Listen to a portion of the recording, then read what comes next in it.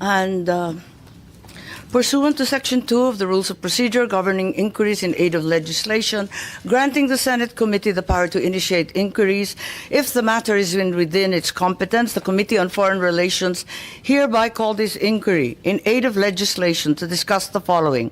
1. The clarification of the involvement and the roles of the International Criminal Court, the International Criminal Police Organization, and the various government agencies in the arrest of former President Rodrigo Roa Duterte.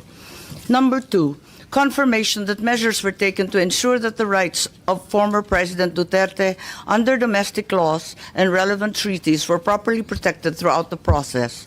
And Number 3, that such other matters that may aid the committee in crafting necessary legislation on the coordination between Philippine authorities and international tribunals and law enforcement organizations. Having stated the agenda, I invite you to join me view the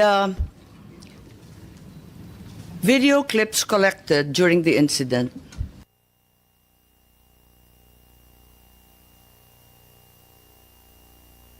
Good morning, Raul po. Ano pong, sir, anong, give me yung plano. Ano sir, salubungin lang namin sir. Yung warrant, sir, si Sir Hindi Gio. sir, may taga-PCTC, may taga-Interpol. Interpol. Yes sir. So kayo ang lead, sir? Yes sir, yes sir. Kumusta kasi, sir? Hindi mo pwedeng... Sige, sir.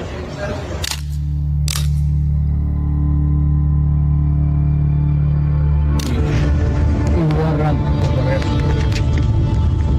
So, you will just have to pay. Kung hindi ako papayag, kung kakampi ka dyan sa mga puti, you better go back to them and have the legal... I am a citizen of this country, a former president, and you show me a piece of paper and you're asking me to go with you. That is a serious illegal detention. Former President Rodrigo Duterte cries out illegal detention at Villamor Air Base after he was served an arrest warrant from the International Criminal Court. The former president was arrested upon his arrival at the Ninoy Aquino International Airport on Tuesday, March 11. Duterte's arrest came amid a case before the International Criminal Court for alleged crimes against humanity during his administration's war on drugs. For and against you in the court of law. And I want to ask you sir if you understand these rights. Of course, coming from you, it's very clear. Now that you're asking sir for the basis of the warrant, the ICC had issued a warrant pursuant to Article 25(3)(a) of the statute for crimes against humanity and pursuant to Article 7(1)(a) of the same statute for murder, sir. Buhay ko, sir. Buhay ko, sir. Pagdating na namin ng mga gamot na kailangan.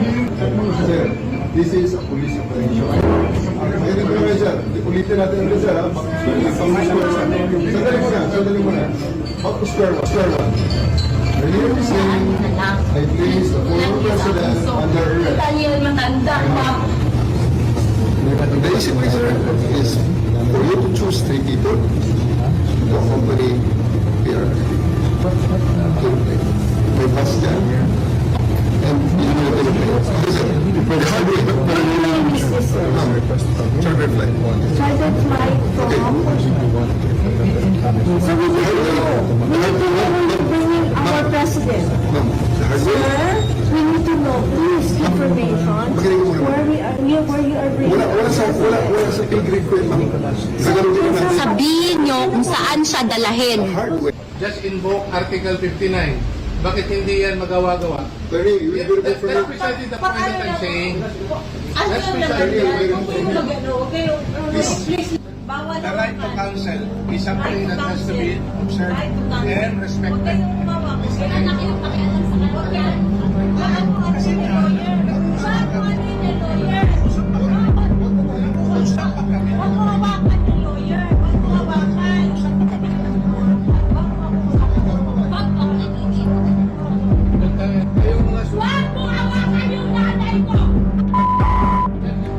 Tanungin ko kayo, anong kasalanan ko? Matanong nga. Kayo, nandito lang kayo lahat. Ikaw, tanungin kita, anong kasalanan ko?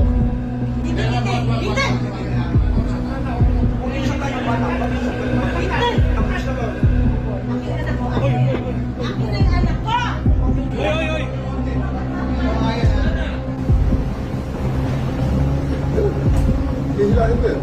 Hihilain ko yan. Ako maniwala ka, hihilain ko yan. Takot ako manas. Pero hihilain ko yan. Is that our intention? You have to kill me to bring me to Hague. Is that our intention? Ang anak mo pupunta dito. Yes, sir. Hindi pa pasukin yan. Hindi ninyo, ikaw, Yes, sir. hindi mo Upon my orders. hindi mo pinapasok. Yes, sir. Upon my orders, sir. Ang sabi ko, ang abogado ko, ang anak ko na babae, They can visit you at your detention center, sir. Hindi nila ako pinapapasok dito sa airbase. Nakiusap ako kung pwedeng makausap ko personal si former President Rodrigo Duterte para mabigyan ko siya ng instructions and then makabigay din siya ng instructions sa si General Marbil daw ang in charge ng buong Villamor Military Air Base. Saan ka ba naman nakahanap ng military air base na Chief PNP ang in charge at siya ang nagsasabi kung sino ang pwedeng pumasok at hindi pumasok. But you are the second highest official dito sa ating bansa. Pero parang pamumulitin ka ba ito sa tingin niyo? Alright, oo. Very much pamumulitika ito. Kahit ang ibang bansa nagsalita na.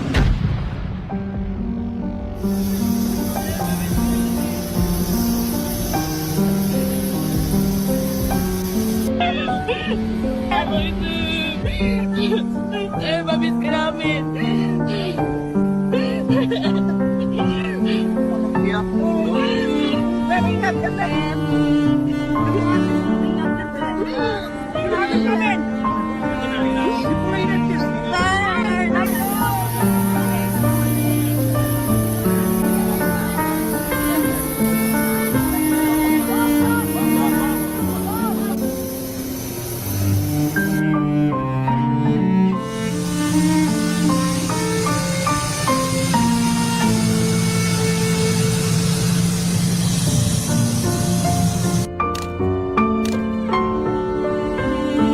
Ikaw ho ba nagplano ng lahat ng ito? Hindi naman. It was a group effort. Secretary Chidoro was there, Secretary Anyong was there too, and the President and I.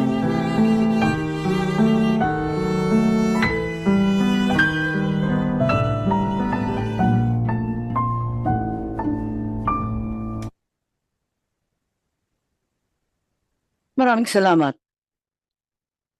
Ito po ang napanood ng buong bansa at ang tanging tanong, bakit natin isinuko ang isang kapwang Pilipino?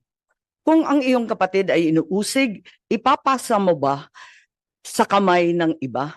Kung ang iyong ama o di kaya ang iyong lolo pa, matanda na at may sakit, kinakaladkad palabas ng inyong tahanan, manunood ka ba na parang wala lang?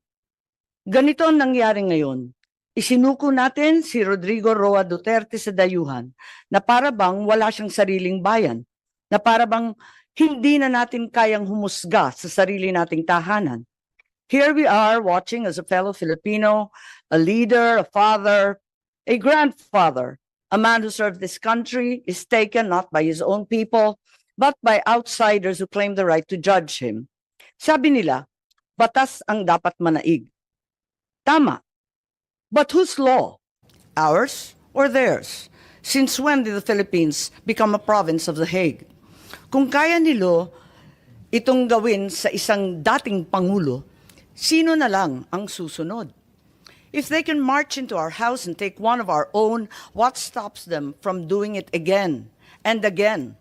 To you, to me, to any of us. What protection can we guarantee our OFWs eking out a living overseas? This is bigger than Duterte. This is about our dignity as Filipinos. Ngayon pa lang ito nangyari sa buong kasaysayan ng Pilipinas. Pero paano kung mauulit? Paano kung sa susunod, ibang Pilipino naman ang kinaladkad papalabas? The Senate will seek answers, and if there is indeed wrongdoing, we will make certain to put up safeguards so this never happens again. We are not here to fight least of all, to fight each other. We are here to find the truth. Because a country that does not demand answers will always be at the mercy of those who dictate the questions. Ang hustisyang ipinapataw ng dayuhan ay hindi hustisya.